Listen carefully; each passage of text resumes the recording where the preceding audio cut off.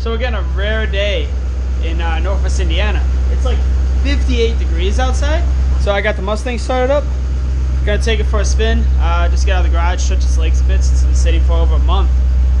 So yeah, gonna enjoy my baby. Pulling at the Ford dealer. Gotta get some coolant for tonight's project on the wife's car. If I can find a parking space.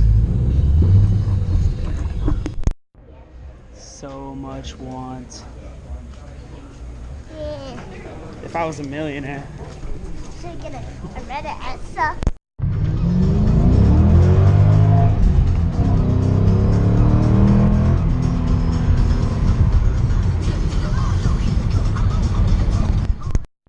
Hey, what's going on, guys? Kyle Novak here, and What's up, guys? It's Joe.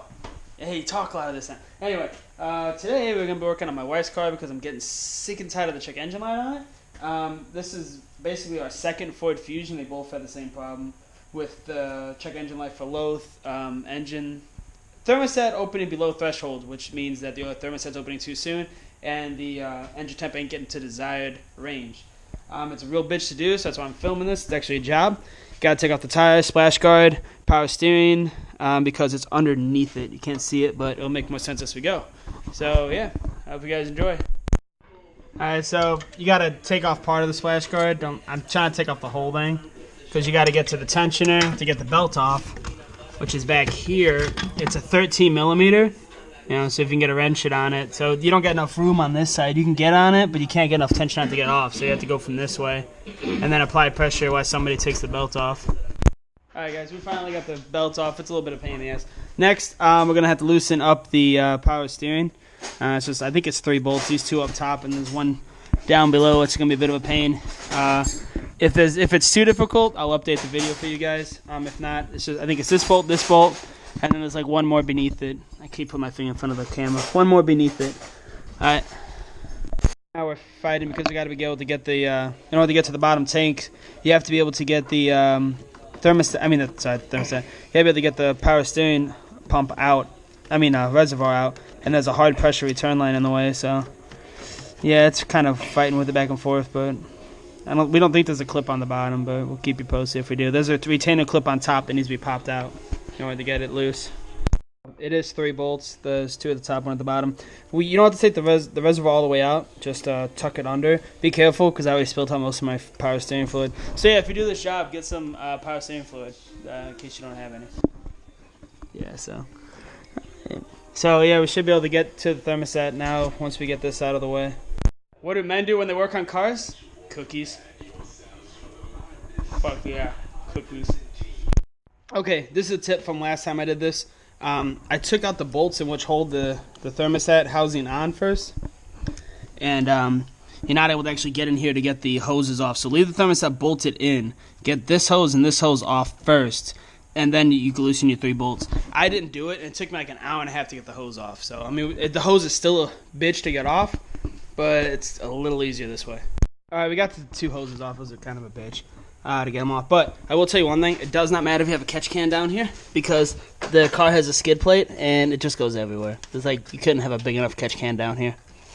So yeah, you're going to make a mess. I recommend just buying this, because it's the same shit as Oil Dry. And it's like $3.50 at Walmart for a 25-pound bag. So yeah, just get the special kitty and be a special kitty. Finger blasting time. Finger blasted Joe. I'm pretty good at that. His skills on his bed aren't that bad. My little brother's skills were horrible if you watch the oil change video. Dude, his finger blasting, weak. Sucks. Which my boy hasn't even watched yet. Like, yeah, what the fuck? I'm sure Joe will watch it soon. Yeah, I've been busy. Oh, he's got a little magnet. Oh, and he missed the tray. But alright, we're gonna be getting the thermostat off now. Alright, anyway, yeah, so we got the old one out. Like I said, this is the second 2.3 liter Fusion we've had. I know it's American, it's the same thing though. And this is both the original ones went bad at 70,000 miles. It looks like a different design. I'm not sure if they changed it to improve on it, or this is just because it's a different company. But I'm hoping that this one lasts longer than 70,000 miles. Because my wife doesn't like to get rid of her cars ever. So, yeah. But it's a completely different design with the spring, so I don't know if this just lasts longer because they start opening up too soon. Because the thermostat, it doesn't fail. It just gets weak and it opens up too soon. And newer cars monitor that with codes and stuff. So I've had to check engine light on this car for about 6 months. It wasn't really bad in the summer.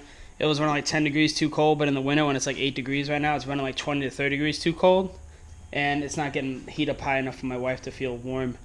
So we're definitely doing it. It's a warm week this week. It's like 50 degrees. So I was like, let's do it, I guess. But yeah, so I'm thinking hopefully that the old one was just a poor design and that the new one will do it better.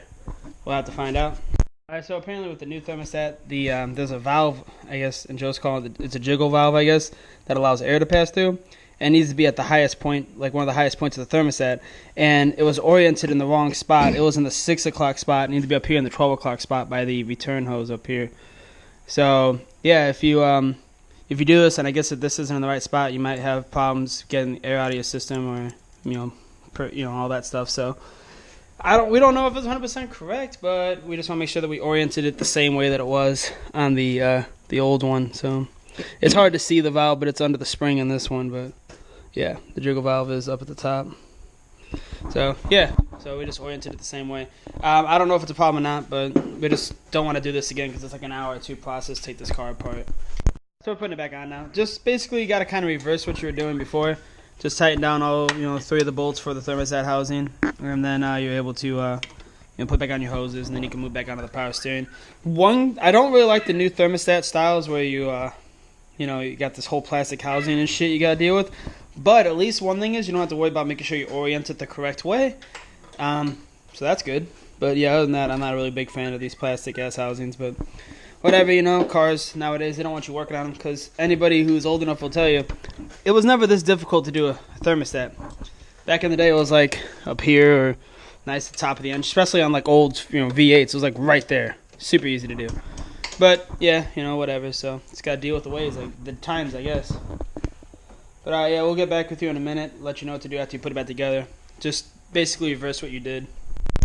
All right, we're checking back in. We're to the point now where we're filling it with coolant. I went to the Ford dealer earlier, and I got the gold antifreeze coolant because that's what they recommend for this car.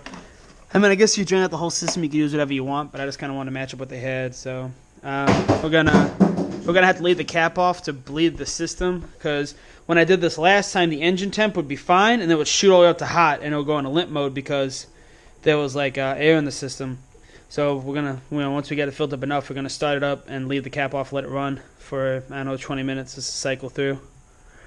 But all right, I'll let you know how that goes. Oh no! All right, we just started up. We're purging it right now. It's gonna keep on going up and down. It might overflow, but who cares? I already got a fucking mess on the ground. But it's gonna keep gugging like that. It'll go up and down and keep sucking in there. I'd say leave it on for about 15 to 20 minutes. If you keep an eye on your temp gauge, once it stops doing the spiking stuff, I would say that's a sufficient amount of time. So yeah, under here, just trying to get a look at the bottom of the thermostat. It looks like it's not leaking, which is good. Had to open all these ports on the bottom. There's a skid plate on the Fusions and Milans, and probably a Lincoln Zephyr. And we dropped a bunch of shit, so we had to take these off. It's just 2 10 mils to hold this on, and this down here is a twist. So yeah. But I'm not covering up yet because I'm just still checking for leaks. But as of right now, everything looks good. So that's pretty good at least. What? Dual finger blasting. Oh no, I'm starting off weak. I gotta finish strong. That was already done. Gotta do more dual finger blasts.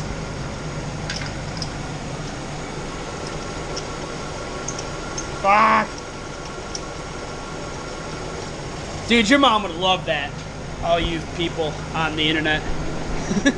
So the check engine light's still on, but we've been driving it for a while.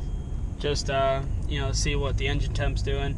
It's way better than it was. Like right now it's a little less than half, but before it was at about like 30-ish%. So it's up there where it needs to be. I haven't had no spikes, so it seems like we let the system bleed off long enough. We've been driving for like 20-30 minutes. So as of right now, it's good. I'm about to grab my STT tuner and plug it in and clear my code, and should be prime and ready to go then. So yeah, everything's good with the car. I cleared the code. I was editing this video and I forgot to do my outro, so I was like, I guess I'll get to that. So yeah, hopefully you guys found this informative. I'm gonna put it down as kind of like a DIY thing for the Fusion, Milan, and I don't think the Lincoln Zephyr, which is the same car as these, came with the 2.3 liter, but I'm still probably gonna tag it. I'll do some research before I do that, but. So, if you have any questions, comment. It should pop up. Maybe I could fill you in or whatever. It is a hell of a job to do, but it's also really expensive if you go to a shop to do. It's like 3 work hours, so it's like $300 plus parts. So this costed me about $45 to do, and it's all good now. So yeah, if you found the video, informative or funny or anything like that, please like and subscribe and share. Get this video around. I'm trying to get my channel rolling here. All right, you guys have a good one.